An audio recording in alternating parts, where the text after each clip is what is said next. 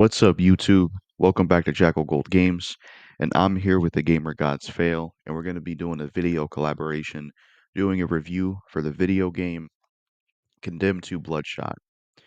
Now, I want to give a thanks to Larry the Batman fan. He's the reason I have this game, as well as the first Condemned Criminal Origins, and he's the reason I was even able to play these games. So, much appreciation to him.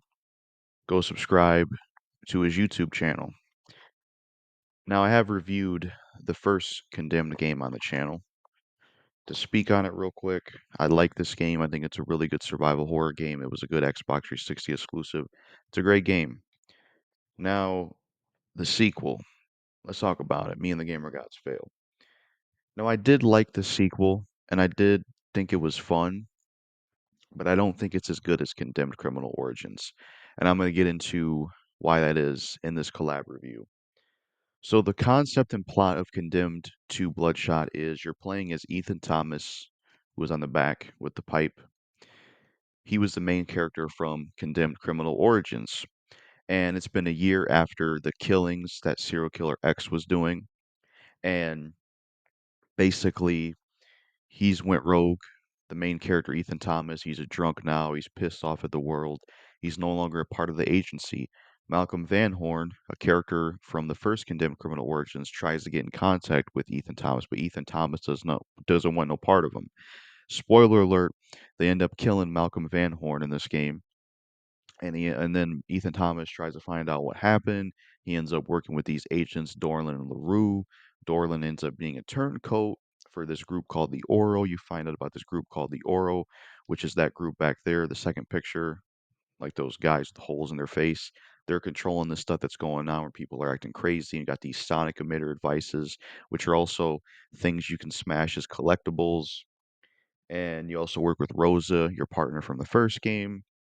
You also interact with the leader of the agency that Ethan Thomas used to be in. That's the overall concept and story of this game. The gameplay for Condemned 2 Bloodshot is first person perspective, so everything is in first person, much like Condemned Criminal Origins. It's somewhat survival horror because Condemned Criminal Origins was also survival horror, but I would say this is more action horror than survival horror. Now, gameplay wise, I thought Condemned 2 Bloodshot was a fun video game to play. I like the melee weapons in this game. There's a really nice variety of melee weapons. You have pipes, you have baseball bats, you have metal baseball bats, you have bowling balls as weapons, bowling pins, you have a foosball rod, which it means football, but I'm assuming they changed it because of copyright. That's a pretty cool weapon. You have I know at one point you can take deer antlers off a deer's head to use as a weapon. There's a nice variety of melee weapons in this game. You also have a fire axe in this game. There's a lot of nice variety of melee weapons in this game. You also have hand-to-hand combat, which is a new addition in this game. Now, at first I wasn't big on it, but after I got used to it, I do like the hand-to-hand combat in this game, where you can like beat up enemies and punch them. You can block with your fist. You can do combos with them. You can do finishers with them. It's pretty cool. I do like it. Kind of reminds me of what they did in Batman Arkham, but in the first person perspective. This came out after Arkham Asylum, I think, so then it would be similar to it, but in a good way, unlike Silent Hill Downpour.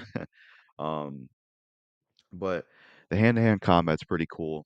And then you also have guns in the game, which I enjoy the gun combat. You have a nice variety of guns in this game, and I feel like the guns in this game are a lot more in depth, and they did a lot more with them compared to Condemned Criminal Origins. You have pistols, you have a pistol with a silencer, you have a pump action shotgun, and then you have an automatic shotgun, you have an assault rifle, you have a submachine gun, which is like a Uzi, you have a revolver. There's like a lot of variety of guns in here. You can collect ammo for these guns from a locker, just a lot more guns to use, being able to get ammo compared to Condemned Criminal Origins. I think they did a really good job with the guns. I like the variety with it. You also have things you can unlock in doing specific things in the story. Like if you get a perfect rank in all parts of the story, like basically there might be an optional objective sometimes. Like one of them is don't kill these guards at the museum area, and you get a perfect rank. But to get the perfect rank, you got to do these optional objectives. You got to collect all the collectibles, which will be like sonic emitter devices. There's also these TV antennas that you got to mess with, which are like cutscenes but TV broadcasts. Those were kind of annoying. I don't like the way they did those because you have to rotate the analogs a certain way, and if you don't keep it in place, it'll like mess up and get staticky. It's annoying because it's kind of uncomfortable. I really am not a fan of how they did that. I wish it was just as simple as you turn the TV on or something. I think they could have did something better. But those are collectibles. And then there's detective things you do, like detective missions, much like the first game, where there's crime scenes. You got to figure out what happened here, what's the name of this person, what's the name of that camera, all kinds of stuff. And the detective system in this game is a lot more in depth compared to Condemned Criminal Origins, right, which I appreciate. I think they did a really good job with that. I do like it. I think there's a lot more in depth and it can be a lot more challenging. There's a lot more choices, and you got to get a perfect rank with all this stuff in order to get the rewards and get the perfect rank. The detective stuff is fun in this game. The back and forth interaction with Ethan Thomas, the main character, and Rosa, and you get all kinds of nice rewards in this game. Like you can get a holster where you can carry two guns, which is nice. You get like near the end of the game an ability where the main character can scream at enemies, and some of them gets their heads popped off, or some of them get stunned, like the last boss. That's a pretty cool ability. Then there's one that can do like combos with your foot or something, some kind of toe kick or something with a boot. And there's even an unlock where I think if you beat it on normal or it's hard, you can get infinite ammo. There's a different mode in this game called FPS mode, which is first person shooter mode, where they give you guns galore and you just get to use the guns the whole way through. And with infinite ammo, you can just play through the whole game with infinite ammo. That's pretty cool. I like that. That's a nice mode. It's very fun. I'm glad they put that in there. And, you know, so gameplay wise, I do enjoy the gameplay of this game, and I do like the gameplay overall. It's pretty cool. The melee weapons can break, which wasn't the thing in the first Condemned Criminal Origins, but I don't mind the melee weapons breaking in this game because I always argue that even if you have melee weapons that break, it gives you a reason to switch. Like if you have an unbreakable battle axe, why would you ever use the pipe or the sword or things like that? You would never switch between melee weapons on a consistent basis if none of them ever broke. So I don't have an issue with that. So the gameplay in this game is pretty cool. I think there's notes you can read as well. Now, story-wise, I did like the story in this game, and I thought it was interesting. Finding out the backstory of Ethan Thomas, finding out what his background came from. He was an orphan. Malcolm Van Horn raised him like he was his own. Ethan Thomas' parents knew about the Oro, and Ethan Thomas had like a gift or something, and his parents were killed, and Ethan Thomas had to be hidden because the Oro were after him, or they were after his parents. Serial killer X, I forgot his real name. He knew about the Oro. He's related to Malcolm Van Horn. He's like his nephew. Malcolm Van Horn is his uncle, I believe. And you get to find out like about the Oro on the back there, which are pretty cool. They're like these enemies with holes in their face. Dorlin leads them. They control the world. They believe that, they control the world with these sonic emitter devices, and, having control over people, that they can have no more wars, no more pain, no more suffering. Kind of a little of the story you hear in other villain stories and movies and games where they believe we can have world peace and no conflict with this kind of control. And I thought the Oro were a cool villain. I did like Dorlin. I thought he was a cool villain.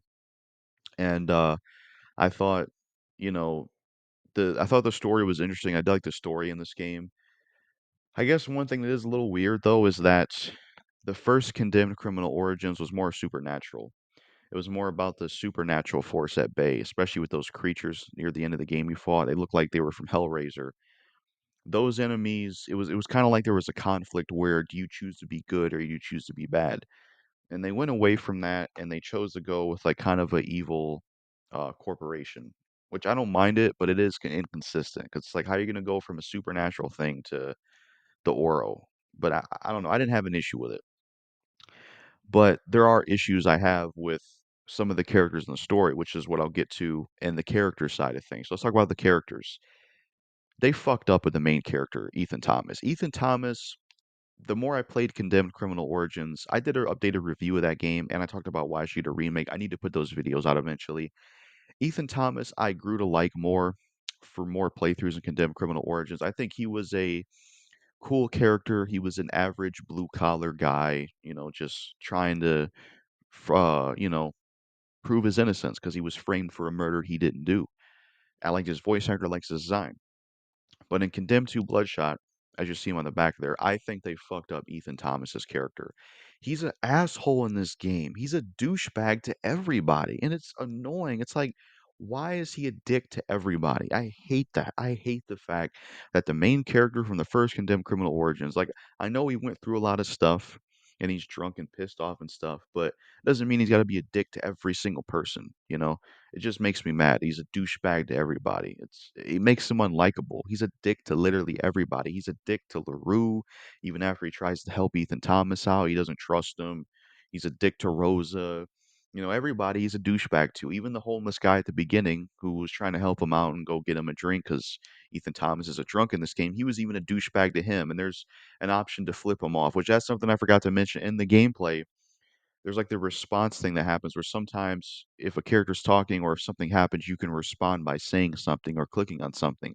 That also affects your rank, and that's also something you have to do, which those are pretty cool and those are pretty interesting as well. Yeah, but I don't like that Ethan Thomas is a douchebag to everybody. I don't mind his design in this game, but I don't like that aspect of his character. I thought they really fucked that up. Malcolm Van Horn, that's another character they ruined in this game. He was one of the most interesting characters and Condemned Criminal Origins. He reminds me of Dr. Loomis from Halloween because he has like the trench coat. He's like an older guy and he knows about a lot of behind the scenes stuff. And he's trying to, help this guy and his family who is a killer and he believes a supernatural force got to him and he's actually good. That's what's kind of going on in this game. He reminded me of Dr. Loomis because of the coat, because he was older, he knew a lot of stuff going on, and he had someone from his family that was a killer, and he was trying to go after him. I know Michael wasn't exactly the Dr. Loomis, but still, he just gave me Dr. Loomis vibes. He was an interesting character. But in this game, when they bring him back, they kill him off pretty early on, which is bullshit. So they bring him back in Condemned 2 Bloodshot. You see him in like the intro cutscene before you start the game, and you see him here and there in the beginning, but he gets killed off pretty quickly. Like within the second area, the hotel, he's killed off. And you find out serial killer X later on kills him. And I thought it was lame how they wasted his character because he was an interesting character in Condemned Criminal Origins. He knew a lot about what was going on.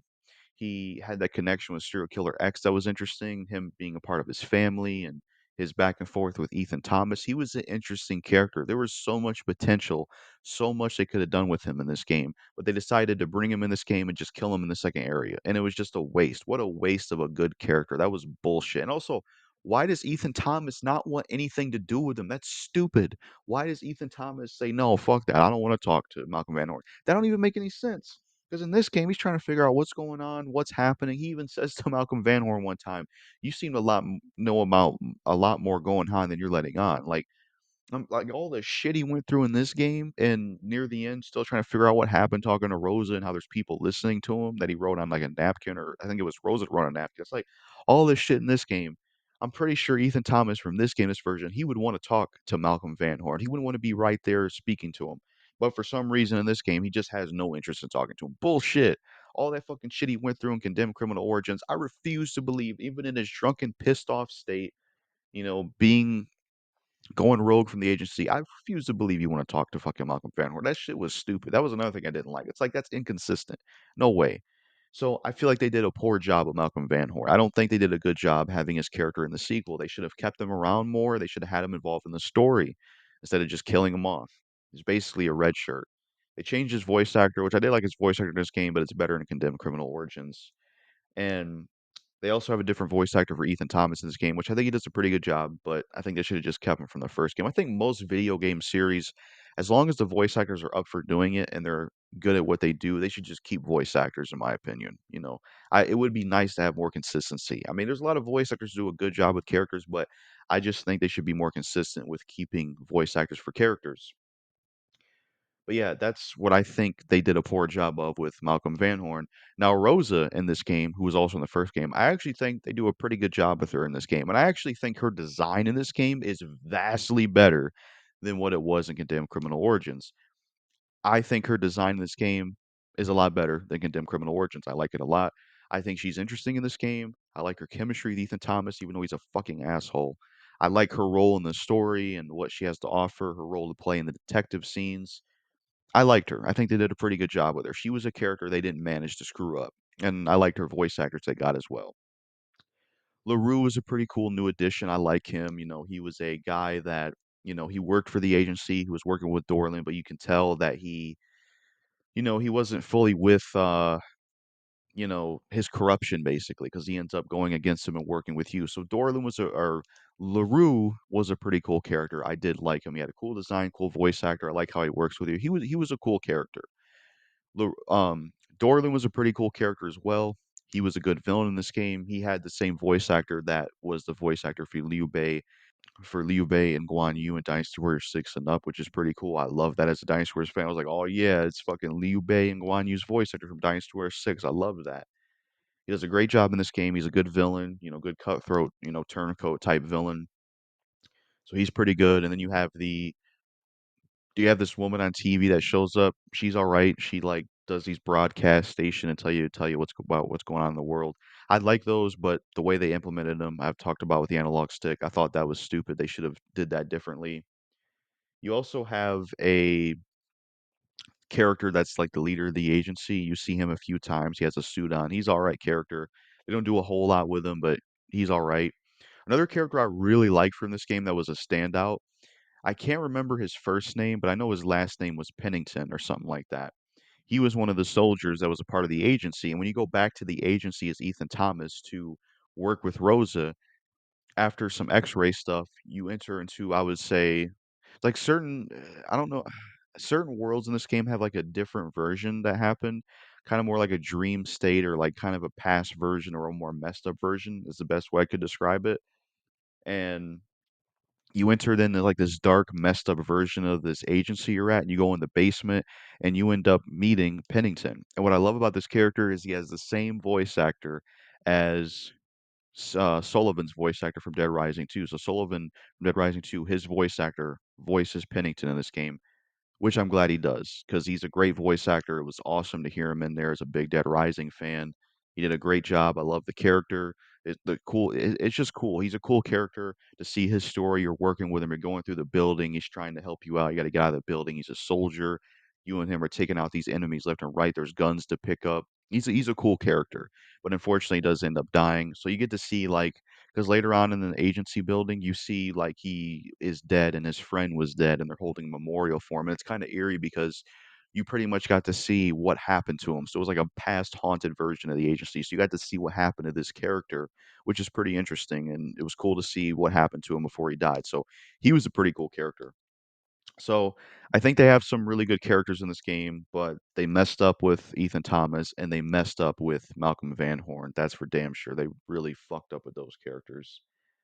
When it comes to the graphics of the game, I think visually this game is a huge step up from Condemned Criminal Origins. Condemned Criminal Origins, games are going to age graphically. That's just how things are, especially 3D type games with, going for realistic graphics and stuff. But I think this game does look a lot better than Condemned Criminal Origins. You know, Character models look a lot better, areas look a lot better, and I think visually this game is just a lot better than Condemned Criminal Origins. Like Rosa visually and her character model in this game is so much better than what it looked like in the first one. It's a huge improvement and it's a nice step up. So I do like the visuals of this game.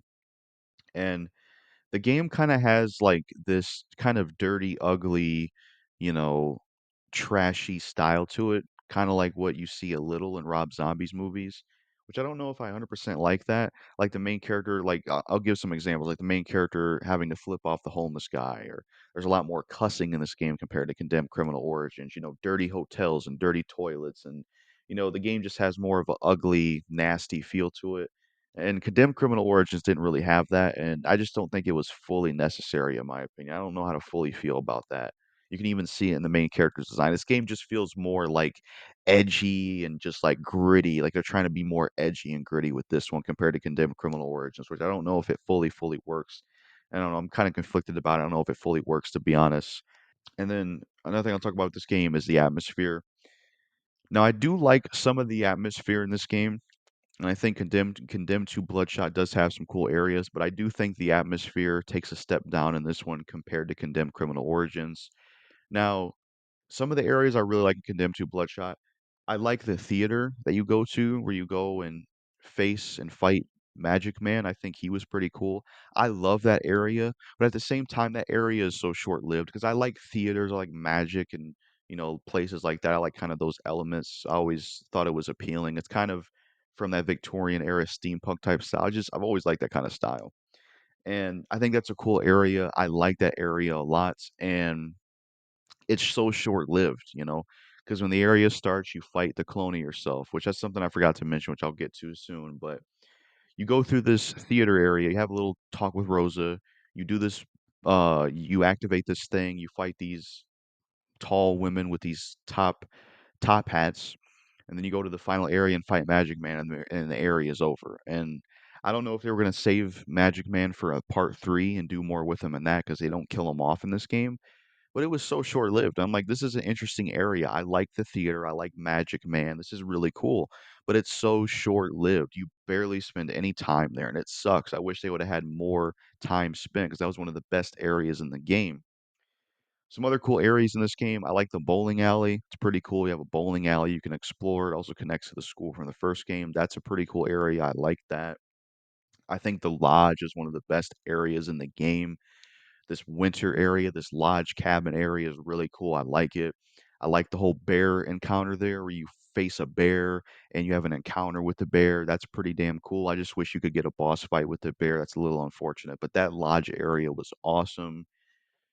I think the museum's an all right area. I don't mind it, but it was really frustrating in the beginning because I didn't really know quite how the blocking and melee system works. Because with the real quick, go back to the melee system with the hand-to-hand combat. When you hit an enemy, you have to like kind of time it with the triggers, or else it'll keep backing you out of finishing them off. And you kind of like you're kind of forced to do a finisher on them if you have like a bar in the corner. So at first it was kind of aggravating. That area was kind of aggravating at first, but got more used to that. That's an all right area, but there's some areas in this game that I don't think are some of the most interesting. Like the first area you started in this game is just kind of to be honest. It's like this town area, and there's like a you know shopping type market you go into, and it's like just this. I just don't care. I don't think it's that amazing of an area. It's just kind of bland. The town you go through, it's kind of bland to be honest.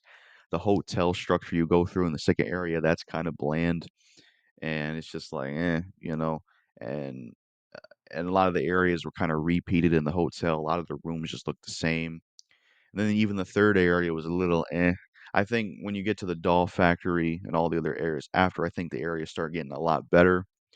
I liked the doll factory. I thought that was a cool area. The little doll enemies you fight, how they can explode. That was pretty cool. It brought some horror to the game, and I liked the one woman you fought who was like a doll lady and has like this lollipop chainsaw type weapon where it's like a saw, but it's a lollipop, if that makes sense.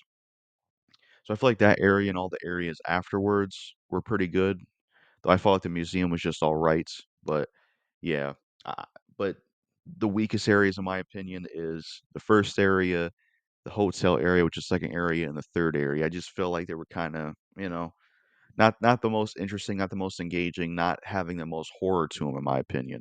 So while there was some cool areas in Condemned to Bloodshot, I think that Condemned Criminal Origins definitely had much more interesting setting, a lot better atmosphere for horror. You had really cool places in this game. Like you had a mall that was closed down with mannequins, which was awesome. You had this dirty, run down, like kind of hotel structure area that was dark at the beginning. That was pretty cool. The school in this game, especially with the fat cafeteria butcher lady fight, that's memorable. That's probably my favorite area in the game, possibly. One of the final areas, the farmhouse, is really creepy, especially the basement where the enemies just keep respawning and trying to solve this puzzle. And then you got enemies kind of respawning upstairs. Well, not respawning, but they come through the windows. You don't know where they're coming from. There were some creepy areas in here, especially the finale when you only have your flame from your 2x4 to light up the areas and you don't have a flashlight at all. The atmosphere in this game was just a lot better, in my opinion. So, yeah, that's what I think of the atmosphere of this game. Now, a character I forgot to talk about was the clone of yourself. There's a clone of yourself in this game of Ethan Thomas. Looks just like him, but he's wearing a mask, looking like a member of Hollywood Undead. I thought he was an interesting character because he kind of was a manifestation of the main character's addiction to alcohol, his struggles, his issues, and all the stuff going on. But he was also kind of telling him about things like, the guy that's leader of the agency, he doesn't really, trust you, or he doesn't really want what's best for you, So he was an interesting character because he was kind of like his other side that he interacted with at times. You had a little fight with him at the theater. I did like him. He had a cool voice actor. You've seen him sometimes in some of the TV antenna cutscenes. Now, the enemies and creatures you fight in this game, I think, are pretty cool. As you can see, you got the guys with the pig mask. Then you have a guy at the bottom of the third picture. You have like kind of like thugs in this game you fight, kind of like, in the first game, I know a lot of it was drug addicts, but you have like drug addicts in this game you fight, killers, thugs, punks, tough guys. Some of them wear a skull mask or a pig mask, and they just cause trouble, cause havoc, cause chaos, and you fight them. You also fight these guys near the end that have the holes in their face that are part of the Oro. They're a pretty cool enemy. They can have this sonic emitter come out from their face to damage you because Ethan Thomas can be damaged by this sonic emitter if he gets too close to the devices you collect or if he gets too close to those enemies. Those enemies are pretty cool.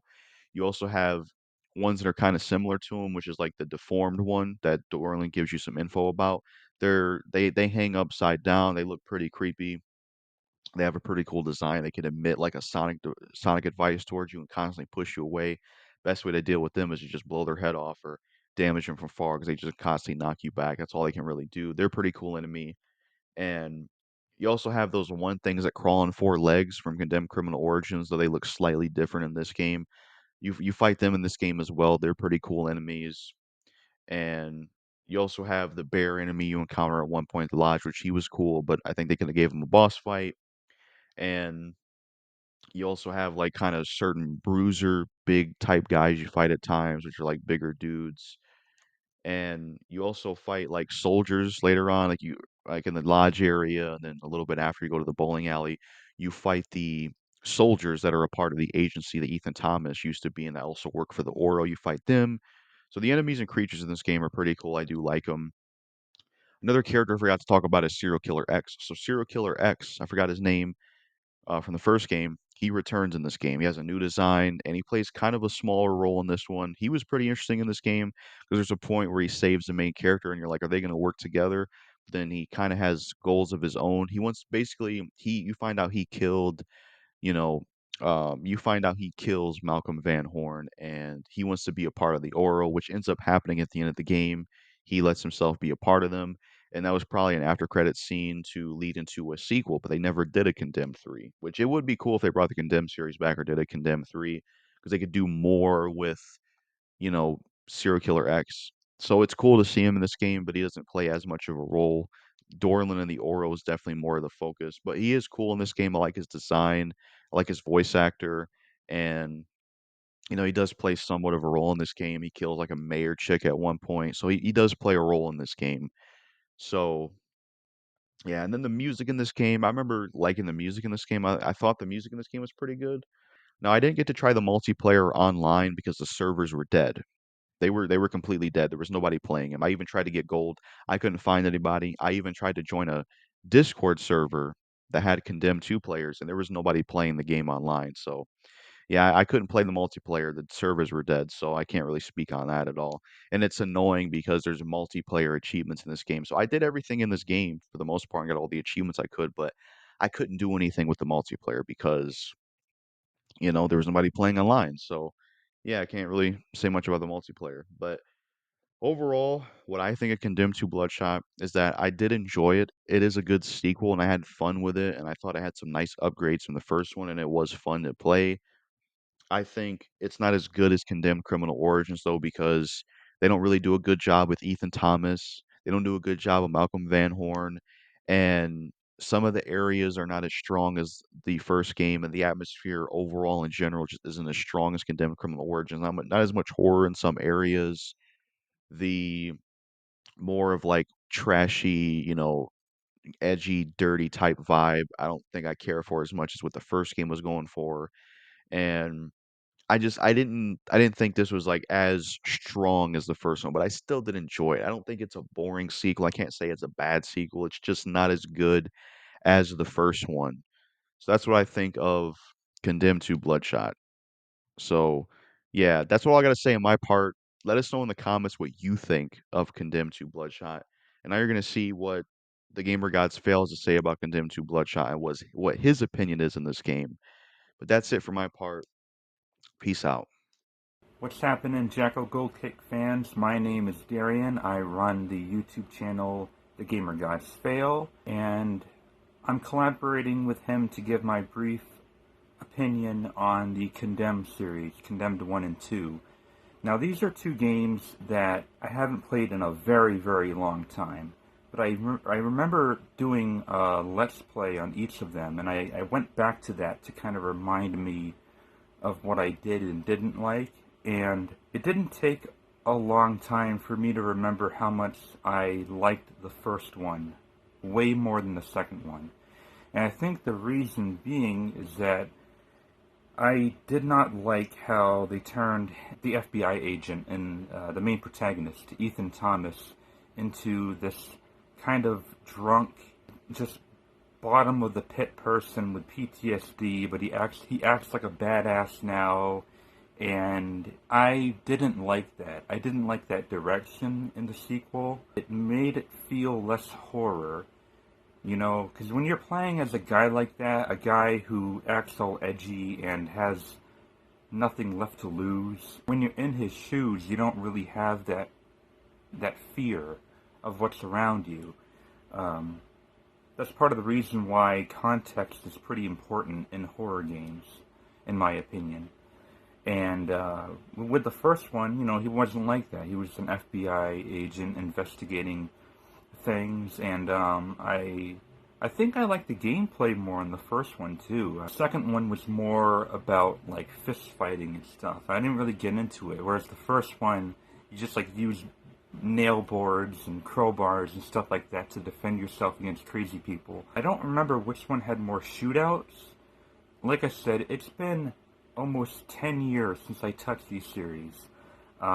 There's never been a remaster of them. There was never a sequel after 3. I don't know what happened. Maybe they didn't sell well, but I do think that they should do like a remaster at least of these two games. It's kind of on the list of game series that, you know, is kind of forgotten now, like the Fear series. On that's another 7th generation title, horror series that was kind of left to die at the end of the 7th generation. But I would like to see remasters of these. I vaguely remember there being a couple scary parts of the second one. Was that? I think that was the one with the dollhouse or the doll factory.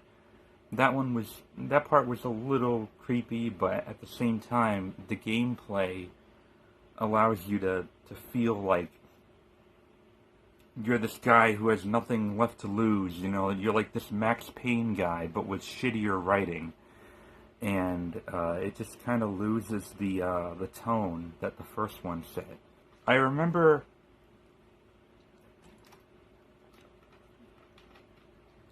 towards the end there was this cabin, and you were getting to talk about like a grizzly bear. And I remember that being kind of startling for me. But other than that, the first one had a way better atmosphere, better characterization of the main protagonist, better tone, and it felt more ominous. Whereas the second one, everything was just kind of like, the horror in the second one was more flashy, but it had less impact, you know? But yeah, that's my brief thoughts on the Condemned series. I want to thank Jackal Goldkick for having me. If you're interested, check out my channel. I don't post as many videos as I used to. I'm busy doing other things. But thank you for having me, and thank you, Jackal Goldkick.